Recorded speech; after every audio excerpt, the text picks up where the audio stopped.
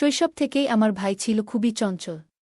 যখন তার বয়স ১৬-১৭ বছরে পৌঁছায় তখন তার মন ধীরে ধীরে পাড়ামহল্লার মেয়েদের প্রতি আকর্ষিত হতে থাকে। ভাইয়ের নাম ছিল অভিজিৎ, কিন্তু পাড়ার সকলে তাকে আদর করে অভি বলে ডাকত। দেখতে যেমন সুন্দর ছিল তেমনি তার মিষ্টি কথার মধ্যেও এমন এক ধরনের আকর্ষণ ছিল যে তার থেকে বড় বয়সী মহিলারাও তার সঙ্গে কথা বলার বাহানা খুঁজে বেড়াত। অভিজিতের আরেকটি বিশেষ গুণ ছিল, সে সাধারণত এমন মহিলাদের সঙ্গে বন্ধুত্ব গড়ে তুলতেন যারা একা থাকতেন এবং বাড়ির দায়িত্বে ছিলেন। এতে তাদের সঙ্গে আলাপ আলোচনা ও দেখা করা সহজ হতো এবং কারও সন্দেহের চোখে পড়তে হতো না। একদিন আমার ভাই আমাকে এসে বলল, বোন, টিউশন পড়তে আসা সেই মেয়েটি বেশ চমৎকার। তার বয়সও কম আর মিষ্টি চেহারার জন্য সবাই ওকে খেয়াল করে। তবে তার পরিবারের কেউ তাকে খুব একটা খোঁজখবর নেয় না। প্রায় টিউশন শেষে সে এখানে থেকে যায়, কিন্তু তার পরিবার কখনো জানতে চায় না সে কোথায় থাকে। তার কথা শুনে আমি কিছুটা অবাক হয়ে গেলাম, মনে হলো যেন তার মধ্যে একটু বেশি আগ্রহ তৈরি হয়েছে। তবুও চুপ করে রইলাম। কিছুক্ষণ পর সে বলল, তুমি যদি মেয়েটির সঙ্গে একবার পরিচয় করিয়ে দিতে তাহলে কাছে থেকে একবার দেখার সুযোগ পেতাম। তখন আমি বললাম, কাল এসো, সে টিউশনে আসবে, তখন পরিচয় করিয়ে দেব তোমার সঙ্গে। তার সাথে পরিচয় করিয়ে দেওয়ার পর ভাই মেয়েটির সাথে। অভিজিতের জীবন বেশ চাঞ্চল্যকর ছিল। তার অস্থির প্রকৃতির কারণে মহল্লার অনেক মহিলা ও মেয়েরা অসুবিধার সম্মুখীন হতো। সে শুধু পাড়ায় নয়, স্কুলেও অনেকের সঙ্গে বন্ধুত্ব গড়ে তুলেছিল।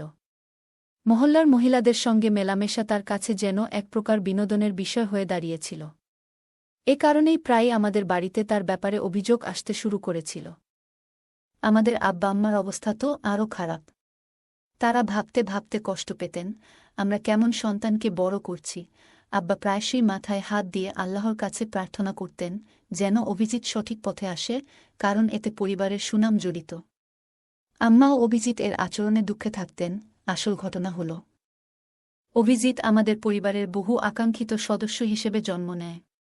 দীর্ঘ প্রার্থনার পর পরিবারে তার আগমন ঘটে, আর সেজন্য সবাই তাকে ভালোবেসে অভিজিৎ নামে ডেকে বিশেষ স্নেহ করত। অভিজিৎ সবসময় নিজের মতো চলার সুযোগ পেত, আর তার ইচ্ছাকে সবাই গুরুত্ব দিত। এই ভালোবাসার পরিবেশে বড় হতে হতে তার মনে মহিলাদের প্রতি আকর্ষণ জন্মায়। বিশেষত তার চেয়ে বয়সে বড় মহিলাদের প্রতি তার বেশি আগ্রহ ছিল। অভিজিৎ প্রথম এই আচরণ প্রদর্শন করে যখন তার বয়স ছিল ১৪ বছর। প্রথমে সেটা নিছক কৌতূহল ছিল, তবে ক্রমে এই অনুভূতিগুলো আরও গভীর হতে থাকে। আজকের এই গল্পে আপনাদের জানাতে চলেছি আমার ভাই অভিজিৎ এর একটি গল্প। আর দয়া করে ভিডিওটি ভালো লাগলে ভিডিওতে একটি লাইক করে দাও। সবার আগে জানাই, আমার নাম পূজা। আমার ভাই অভিজিৎ, যাকে সবাই আদর করে অভি বলে ডাকে, ছোটবেলা থেকেই কিছুটা অদ্ভুত স্বভাবের ছিল। যখন একটু বড় হল তখন সে প্রায়ই নিজের ঘরে দীর্ঘ সময় ধরে বন্দী থাকত। ঘণ্টার পর ঘণ্টা ফোনে ব্যস্ত থাকত, আর আম্মু তাকে খেতে ডাকলেও সে নিজের মতো করে সময় কাটাত।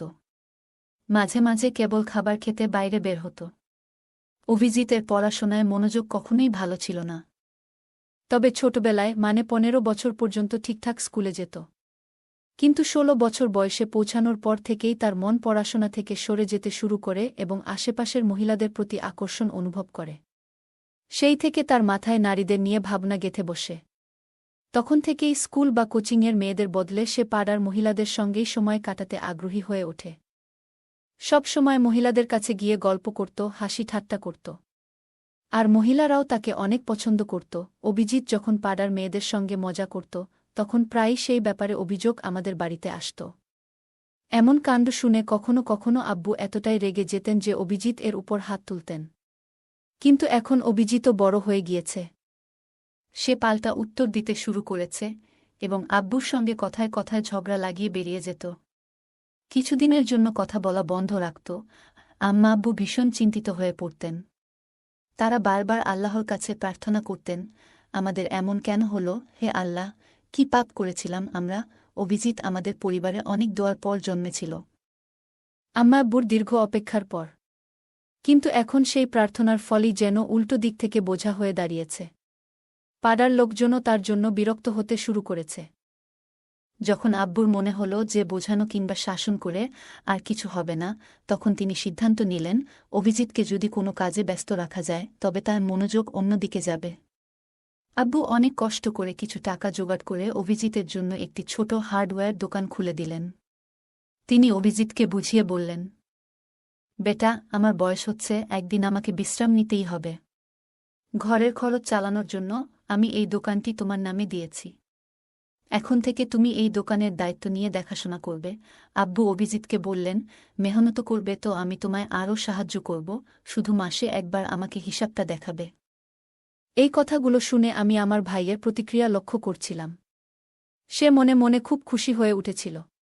ভাবছিল বাড়িতে আম্মা আব্বুর নজরদারির মধ্যে থাকতে হতো, কিন্তু এখন দোকানে বসে নিশ্চিন্তে সময় কাটাতে পারবে। তার কাছে স্বাধীনতা পাওয়াটাই যেন সবচেয়ে আনন্দের বিষয় ছিল। এভাবেই অভিজিৎ এখন দোকানে বসতে শুরু করল। যখন দোকানে কম ক্রেতা আসত, তখন সে ফোন বের করে নিজের মতো ব্যস্ত হয়ে পড়ত। ধীরে ধীরে দোকানটিও জমে উঠল, আর টাকা আসতে শুরু করল তার হাতে। আর সেই টাকার স্বাদ পেয়ে যেন অভিজিতের মনে আরও কিছু করার ইচ্ছা জেগে উঠল। দোকানে কাজ করতে করতে অভিজিতের কিছুটা মজা পেত। কিন্তু বয়স বাড়ার সঙ্গে সঙ্গে তার উদ্দেশ্যগুলো আরও দৃঢ় হতে থাকে। অভিজিৎ এবার পাড়ার অনেক মহিলার সঙ্গে পরিচিত হয়ে গিয়েছিল। কোথা থেকে যেন তাদের ফোন নম্বর পেয়ে যেত এবং তাদের সঙ্গে এমনভাবে কথা বলত যে তারা সহজেই তার উপর বিশ্বাস করতে শুরু করত। তার সাথে যারা কথা বলত তারা বেশিরভাগই মহিলারা বিধবা ছিল। ফোনে কথোপকথনের সময় সে এমনভাবে মিষ্টি কথা বলত যে অনেকেই তার কথায় মুগ্ধ হয়ে যেত। অভিজিৎ খুব চতুরতার সঙ্গে তাদের মনের দুর্বলতার সুযোগ নিত। এমনকি কিছু মহিলাকে বিয়ের প্রতিশ্রুতি দিয়ে তাদের সঙ্গে সম্পর্ক তৈরি করত। কয়েকদিন তাদের সঙ্গে আনন্দের সময় কাটিয়ে যখন তার ইচ্ছে মিটে যেত, তখন সে কোনো খোঁজ না রেখেই সেই সম্পর্ক থেকে বেরিয়ে আসত এবং নম্বরও মুছে ফেলত। তার জীবন এভাবেই চলতে থাকে এবং তার ফাঁদে পড়া মহিলার সংখ্যা বাড়তে থাকে। দিনের পর দিন এসব বাড়তে থাকে। অন্যদিকে আম্মা আব্বু অভিজিতের এই আচরণে ভীষণভাবে কষ্টে ছিলেন। আম্মা আব্বু আল্লাহর কাছে দোয়া করতেন যেন অভিজিৎ একদিন ঠিক পথে ফিরে আসে। কিন্তু আমার ভাই অভিজিৎ তার আচরণে পরিবারের সবাইকে সবসময় চিন্তায় রাখত। অভিজিতের বয়স ধীরে ধীরে 24-25 বছরে এসে পৌঁছাল। তখন আব্বা আম্মার মনে তার বিয়ের চিন্তা আসে। তারা ভাবতে শুরু করেন যে তাদের ছেলে এখন নিজের কাজে মনোযোগ দিচ্ছে। প্রতিবেশীরাও একইভাবে মনে করতে লাগলেন যে অভিজিৎ এখন সঠিক পথে রয়েছে, কারণ বহুদিন ধরে তার নামে কোনো অভিযোগও আসেনি। আব্বা ভেবে খুশি ছিলেন যে তাদের দোকান সফল হয়েছে এবং তাদের ছেলে এখন কাজে ব্যস্ত, কিন্তু সত্যিটা ছিল ভিন্ন।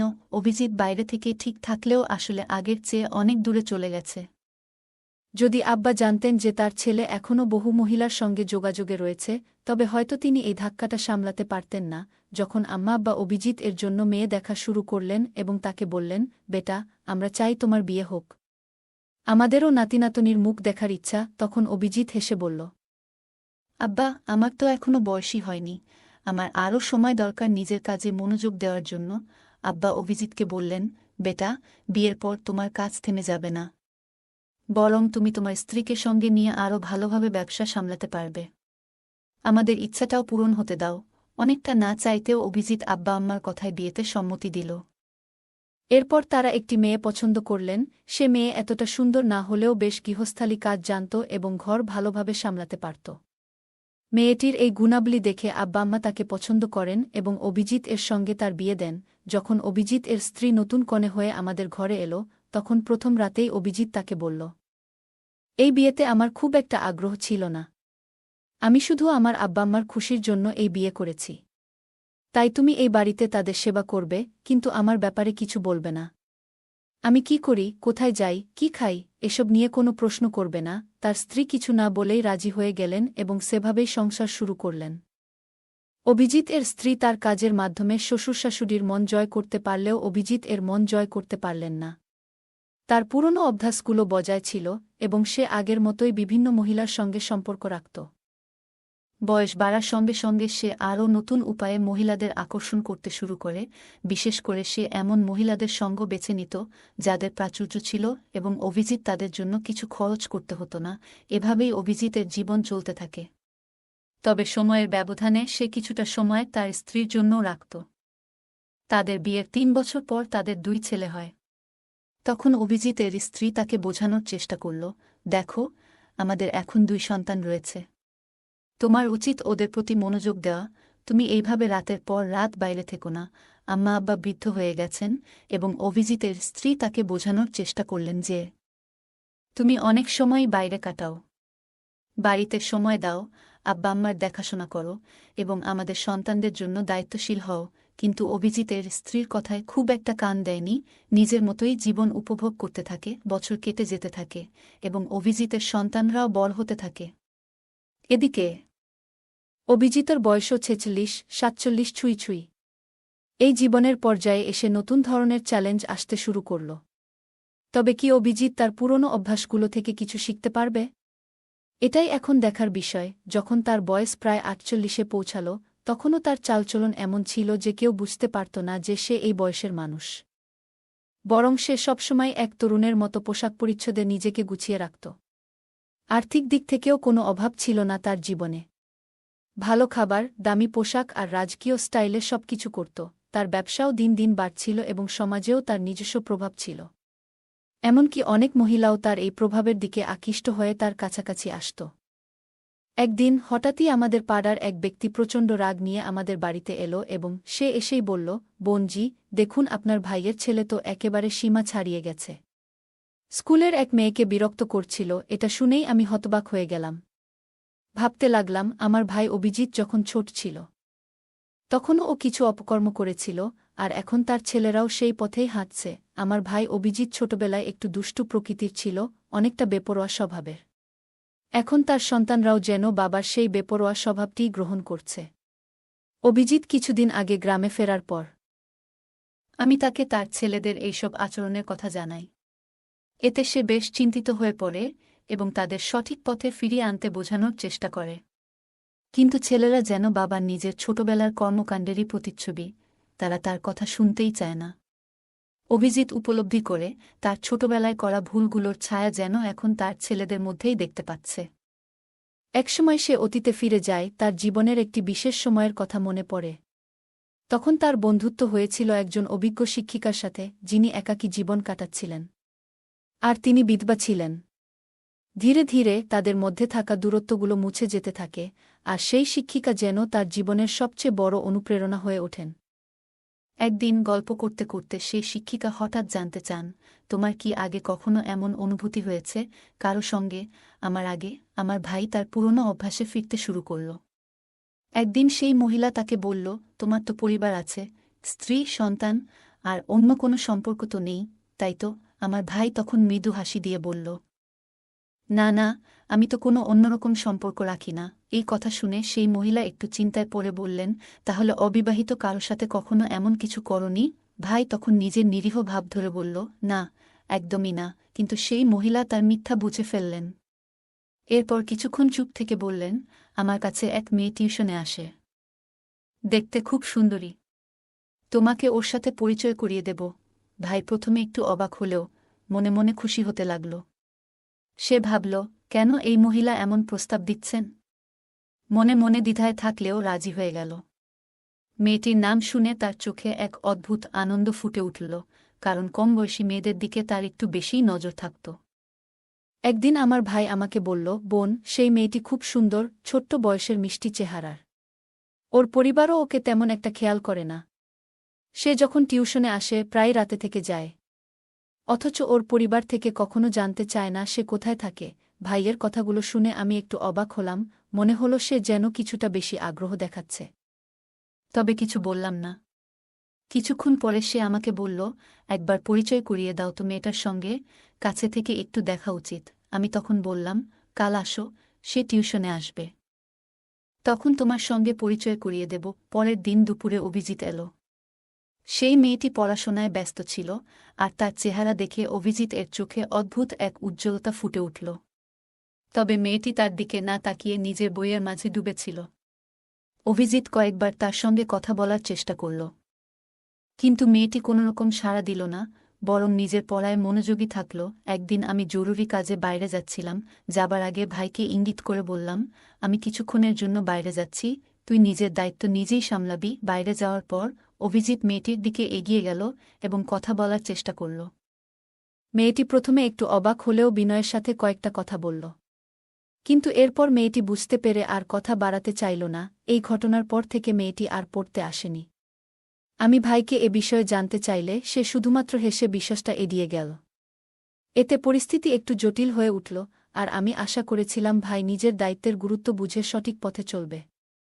ভাই বলল, বোন, তুমি বুঝবে না, যারা একবার আমার সঙ্গে বন্ধুত্ব করে তারা প্রায়ই আবার দেখা করতে আসে। দেখো, কিছুদিনের মধ্যেই ও ফিরে আসবে, কিন্তু সেই প্রতীক্ষার দিন আর কখনো ফিরে এলো না। তখন ভাইয়ের মন একটু বেশি প্রায়শই মেয়েদের দিকে আকৃষ্ট হতো, বিশেষ করে যাদের জীবনে কিছুটা অভাববোধ আছে। তাদের প্রতি তার আলাদা একটা সহানুভূতি ছিল।